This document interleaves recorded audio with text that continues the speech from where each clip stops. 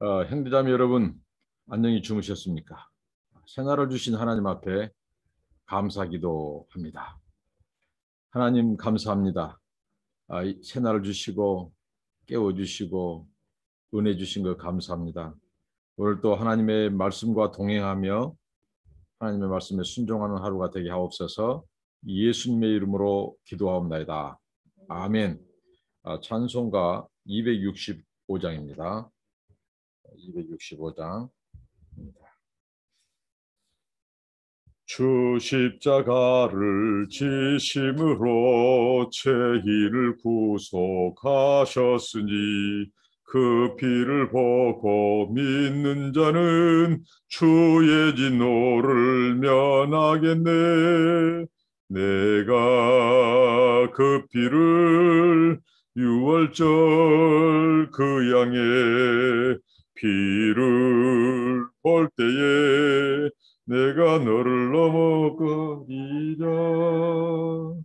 흉악한 죄인 개수라도 예수는 능히 구원하네. 온몸을 피에 잠글 때에 주의 진노를 면하겠네.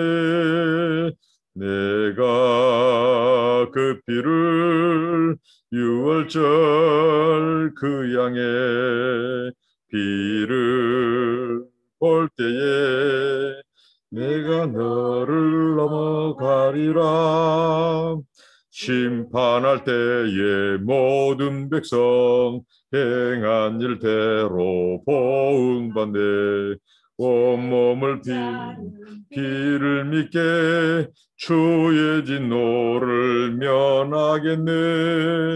내가 그 피를 유월절 그 양의 피를 볼 때에 내가 너를 넘어가리라.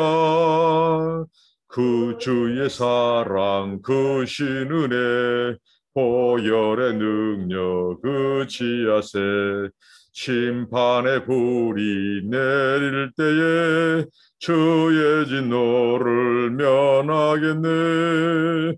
내가 그 피를 유월절 그 양의 피를 볼 때에 내가 너를 넘어가리라. 아멘. 하나님의 말씀입니다. 구약성경 잠언 25장입니다. 잠언 25장 15절부터 28절까지입니다. 한 절씩 살펴보도록 하겠습니다. 오래 참으면 관원이 그 말을 용납하나니 부드러운 혀는 뼈를 꺾느니라 라고 말합니다. 오래 참는 말. 여기서 말은 관원은 특별히 이 통치자, 재판자 이런 위치에 있는 사람을 말합니다. 특별히 재판정을 생각하면서 재판자를 한번 염두에 두고 이 말씀을 풀어가겠습니다. 관원이 오래 참고 부드러운 혀를 가진 자의 말을 더 신중히 귀를 기울인다는 겁니다.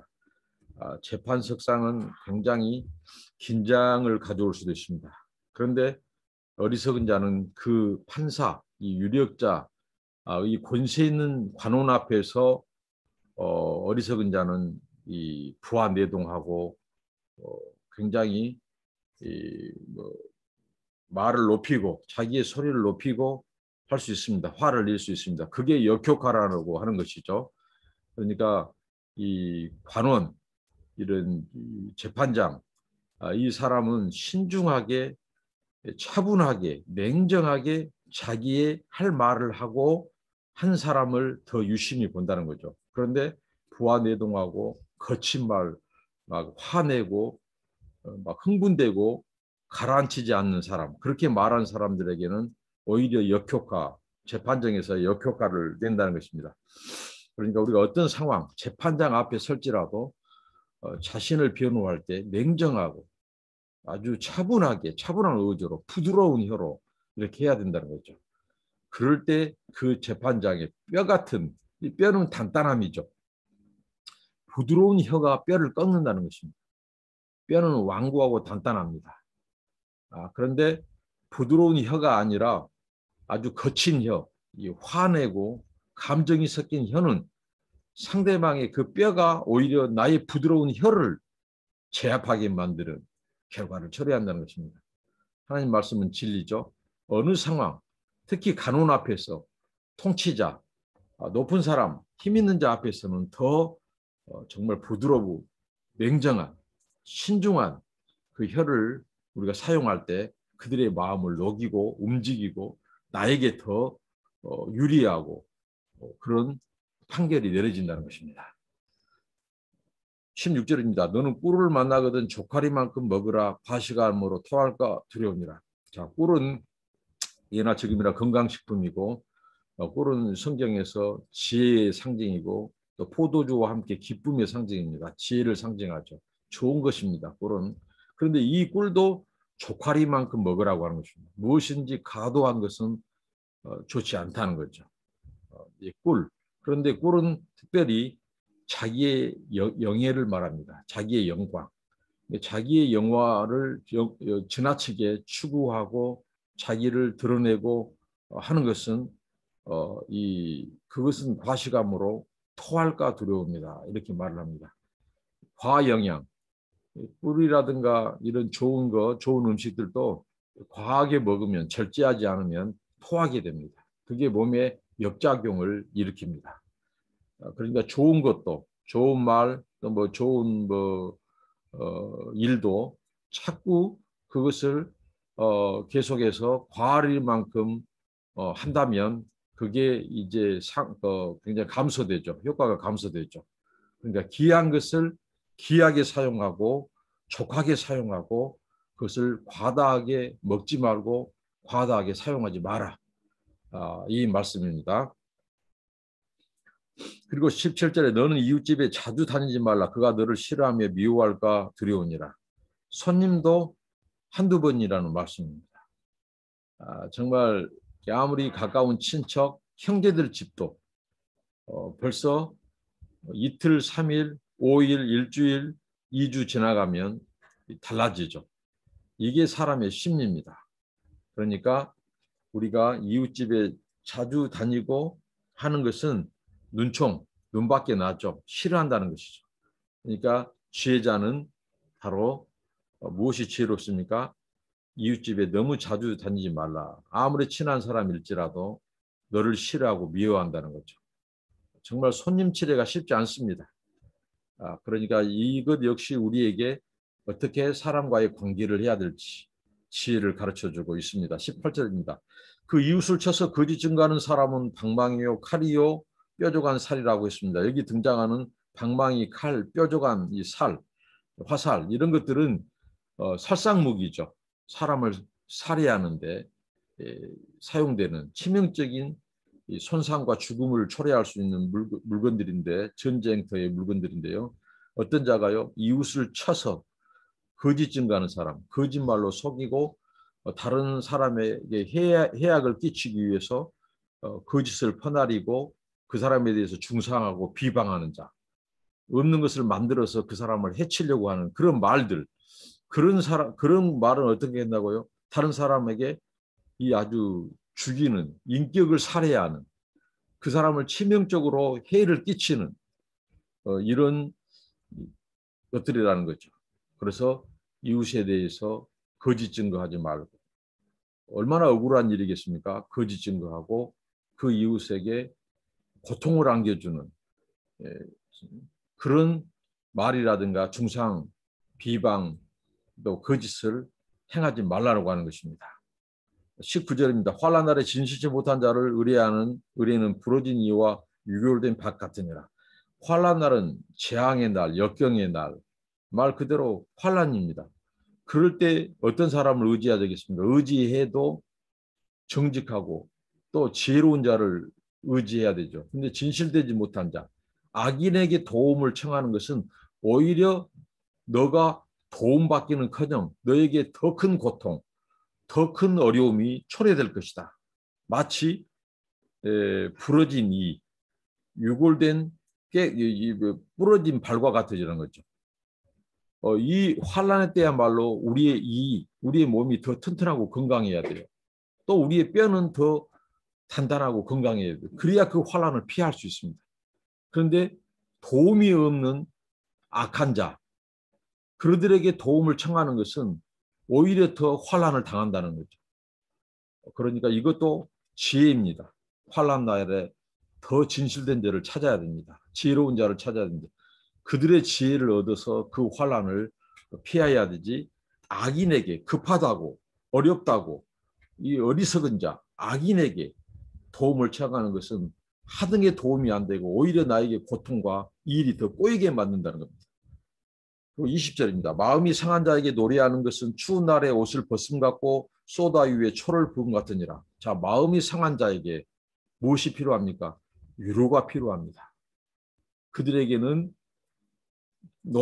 노래는 격에 맞지 않습니다. 오히려 아프게 만드는 것이죠. 노래는 기쁜 자에게, 정말 이 잔치석상에서 노래가 어울려요.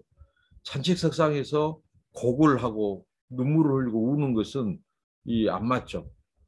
기쁨의 눈물이 아니라 그렇듯이 우리는 어느 곳, 적당한 곳, 장소, 때 이런 상황에 맞는 말, 맞는 행동을 하라는 것입니다. 마음이 상한 자는 가서 손잡아주고 그 고통에 동참하고 위로해 주는 것입니다. 우리가 그런다고 하죠. 예를 들면 우리가 교회에서나 단체에서 야유회를 가요. 기쁜 날입니다. 근데 이제 이 버스 기사가 음악을 틀어요. 근데 기쁜 날은 화창한 날에는 화창하고 밝고 그런 노래를 틀어야 어울립니다.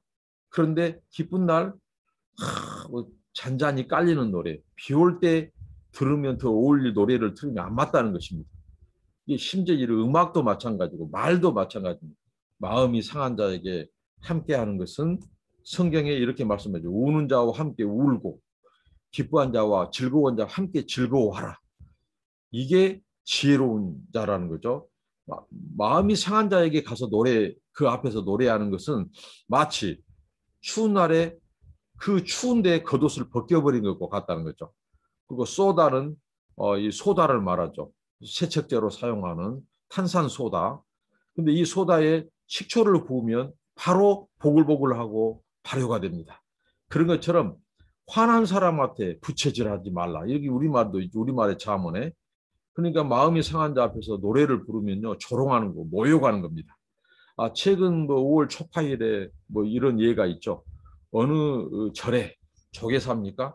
그 조계사의 신자들이 어떻게 보면 부처가 탄생하는 날 그 사람들에게 기쁜 날이죠.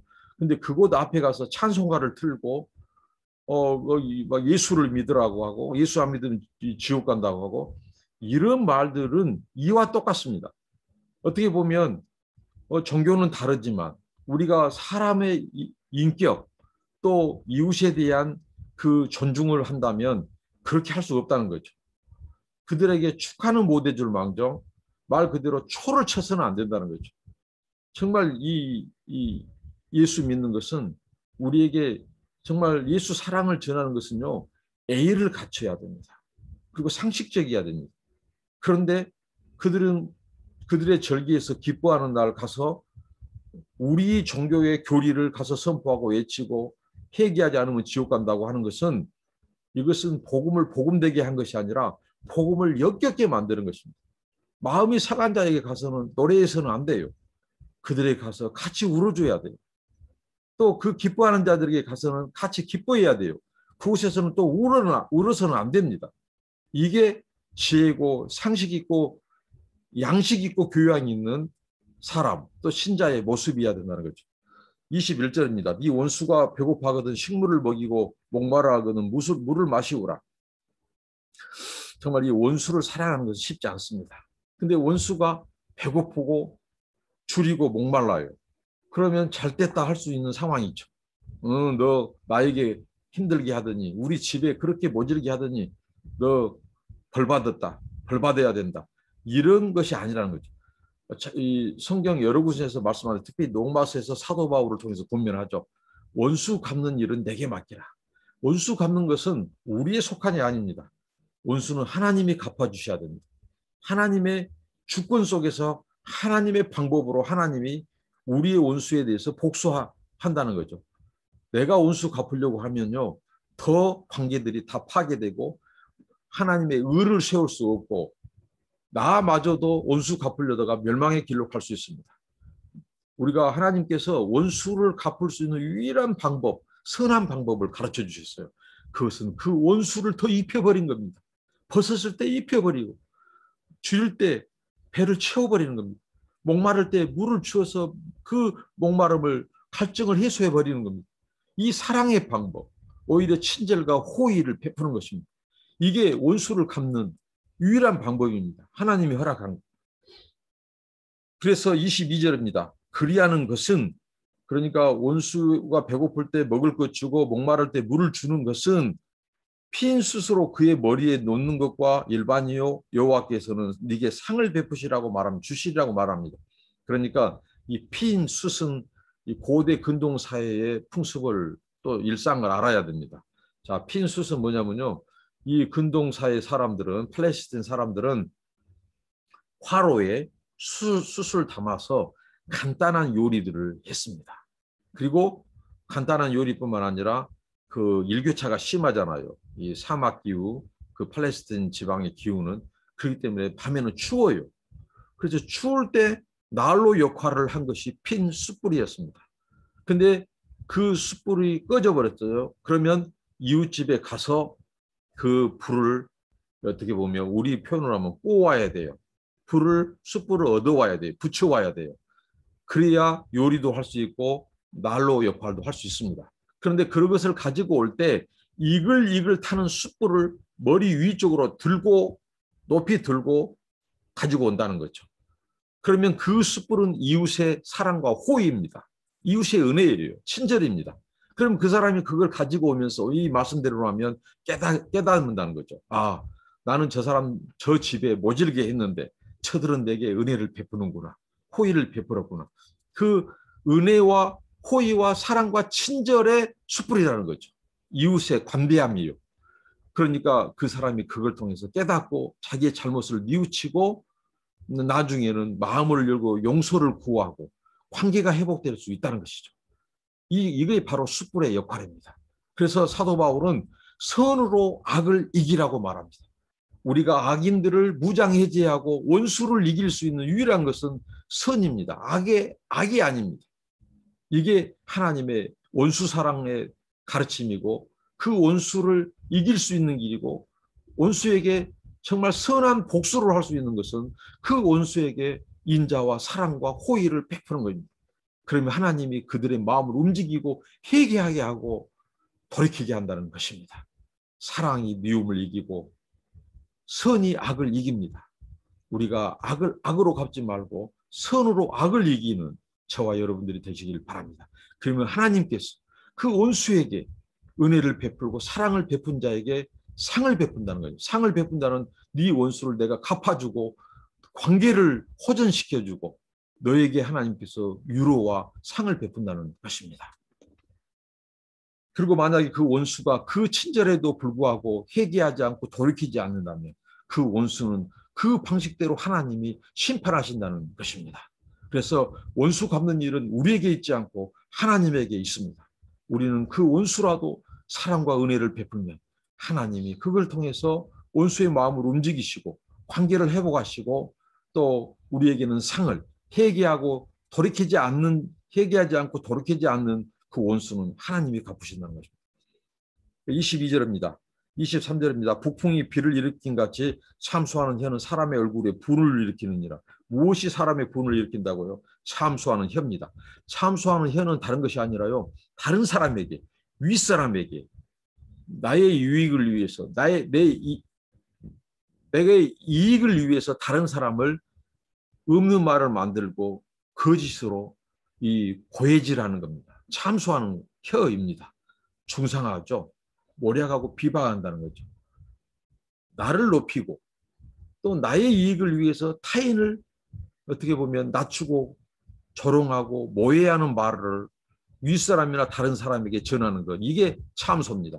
사탄은 참소하는 혀를 가진 거짓의 아비입니다.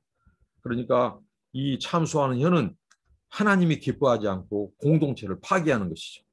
그래서 하나님이 우리에게 이런 혀를 버리라는 거죠. 사람의 얼굴에 분을 가져오는 것이 바로 참소하는 혀입니다. 그리고 비를 내리는 것은 바람, 북풍의 이 비입니다. 그리고 24절 다투는 여인과 함께 큰 집에 사는 것보다 움막에서 혼자 사는 것이 낫다. 이렇게 말을 합니다. 다툼, 분쟁 그러면서 아무리 호의호식하고 평화롭지 못하고 하면서 큰 집에 살아도 산의 지미를 먹어도 움막에 혼자 사는 그러면서 마음의 평강을 얻는 것이 중요하다는 거죠. 그러니까 마음의 평화, 서로 화평하는 것이 큰 집에서 다투는 여인과 사는 것보다 더 낫다는 것이죠. 무엇이든지 우리는 사람과의 관계에 있어서 화평을 도모하고 평화를 만드는 피스메이커가 돼야 한다는 것입니다. 25절 먼 땅에서 오는 좋은 기별은 목마른 사람에게 냉수 같으니라. 이 목마른 사람과 먼 땅에서 오는 기별의 이 공통점은 무엇입니까? 갑갑하고 답답하고 이런 상황에서 좋은 기별 들으면 기쁜 소식 들으면 그 마치 목마를 때 냉수 마신 것처럼 시원하다는 거죠. 그러니까 먼 땅에서 단지 물리적인 거리가 먼 곳에서 오는 소식만이 아니라 좋은 기별은 가까운 데서 와도 좋죠. 기쁜 소식, 정말 듣고자 하는 기다린 소식들은 멀고 가까운 데를 떠나서 정말 중요한 소식, 내가 이루고자 꿈 같은 거 그런 것은 매우 우리에게 기분을 좋게 하고 목마를 때 냉수는 시원하게 합니다.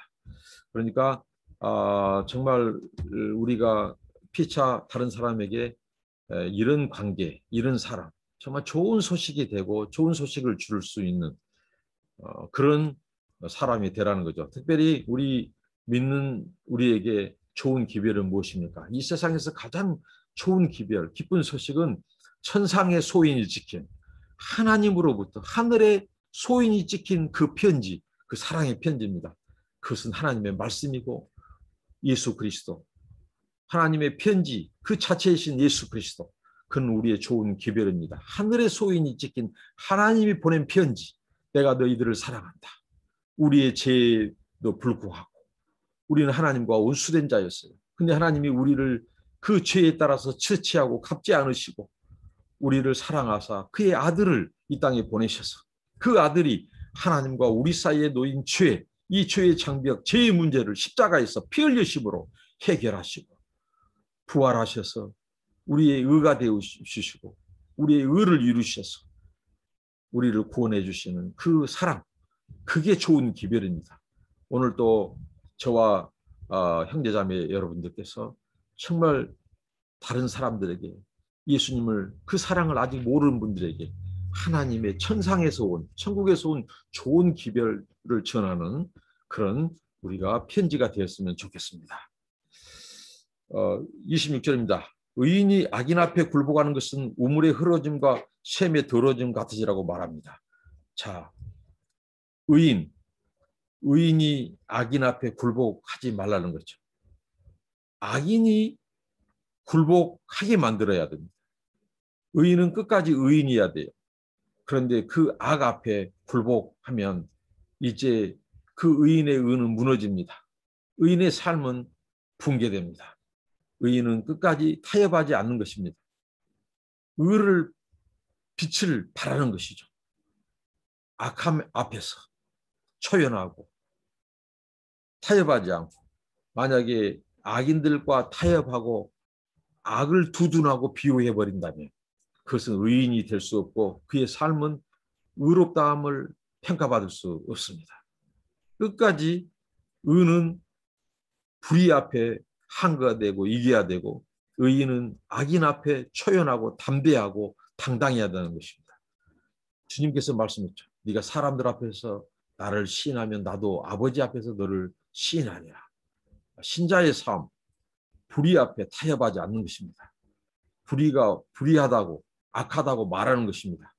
오늘날 기독교의 이름으로, 신자의 이름으로 불의를 두둔하고 불의한 재판관들, 이런 불의한 이 권력들, 권력, 또 정치검찰, 또 이들의 이 성상납, 불의한 뇌물, 정말 국민들을 위해 군림하고 짓밟고 법을 남용하고 무소불위의 권력을 행사하는 그런 자들을 비유하고 두두라는 것은 오늘 하나님의 말씀, 수차례 말씀드리죠.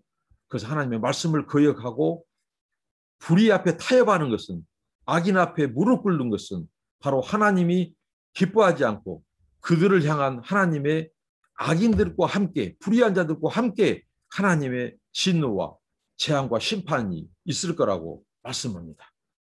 그러니까 악인 앞에 의인이 굴복하고 타협하는 것은 맑고 깨끗한 물을 더럽히고 오염되게 한다는 것이죠.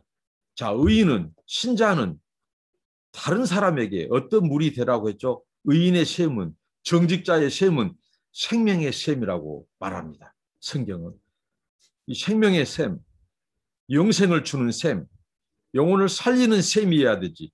영혼을 죽이고 독을 풀어는, 오늘 그런 행위들은 독을 풀어서 이 독을 마시게 하는 것입니다. 그 영혼을 죽이고 나도 파멸에 이르게 하는, 나를 죽이는 것입니다. 우리가 의인으로서 끝까지 의인으로 남아야 됩니다. 근데 악인 앞에 굴복하고 악인을 두둔하고 옳다하고 칭송하고 덮는 것은 5.18 문제도 마찬가지예요. 이 세월호도 마찬가지입니다. 그 진실을 규명하는 것은 더 그리스도인들이 더 규명하는 데 앞장서야 돼요. 그런데 그것을 덮고 욕하고 오히려 아픈 자들을, 오늘 말했잖아요. 아픈 자, 마음이 상한 자들 앞에서 초를 쳐서는 안 돼요. 식초를 쳐서는 안 돼요. 그 상처를 더 헤집고 칼을 찌르고 못을 박고 하는 것은 이 하나님 앞에 합당치 않고 다른 사람들 앞에서 그들을 더 죽이는 방망이와 뾰족한 화살과 칼이 된다는 것입니다. 정말 이것은 기독교의 모습이 아니죠. 신자의 모습이 아니죠. 이게 하나님의 말씀입니다. 그리고 27절, 꿀을 많이 먹는 것이 좋지 못하고 자기의 영예를 구하는 것이 헛되니라고 말합니다. 자, 꿀도 적당하게, 좋은 것도 적당하게 먹어야 된다는 거죠. 근데 꿀을 많이 먹는 것처럼 자기의 영예를 구하는 것은 더 그 사람의 처신에, 신상에, 명예에 더 악영향을 끼친다는 겁니다. 그러니까 우리의 영예를 지키는 것은 무엇입니까? 절제입니다. 28절, 자기의 마음을 제어하지 아니하는 자는 성읍이 무너지고 성벽이 없는 것 같으니라. 성읍과 성벽은 적들로부터 우리의 우리의 생명, 우리 가족들, 이웃들의 생명을 보호하는 것이죠. 근데 마음을 제어하자는 것. 그러니까 자기의 이 마음, 이 욕구, 쾌락, 욕정, 정욕대로 내버려 두고 사는 것은 우리의 인생, 우리의 영혼의 성벽을 무너뜨리는 것과 똑같다는 것입니다. 무엇이 우리의 성벽, 우리를 보호하고 지키는 성입니까? 그것은 절제, 제어입니다. 제어. 내 말 함부로 하지 않고, 행동 함부로 하지 않고, 조급하게 하지 않고, 급히 성내고 막 내 기분 내키는 대로, 감정 주는 대로 막 하고 싶은 대로 하고, 먹고 싶은 대로 먹고 마시고 하는 것이 아니라는 거죠. 철저히 제어하고 컨트롤하고 내 마음. 그래서 성경은 무릇 네 마음을 지키라고 했습니다. 마음을 지키는 것이 성을 빼앗는 자보다 낫다고 했습니다. 우리 마음에 하고 싶은 대로, 말하고 싶은 대로 말하고 행동하는 것이 아니라 철저히 누르고 이것을 정욕을 다스릴 때 우리는 성공적인 인생을 살 수 있고 다른 사람을 이롭게 하고 우리 공동체를 세우는 그런 사람으로 쓰임받게 될 것입니다. 오늘 또 우리의 마음을 제어하고 우리의 말과 행동을 제어하는 우리 모두가 되기를 바랍니다. 기도합니다. 하나님 감사합니다. 주신 말씀 순종하며 사는 저희들 되게 하옵소서. 예수님 이름으로 기도합니다. 아멘. 오늘 하루도 승리하는 하루 되십시오. 감사합니다.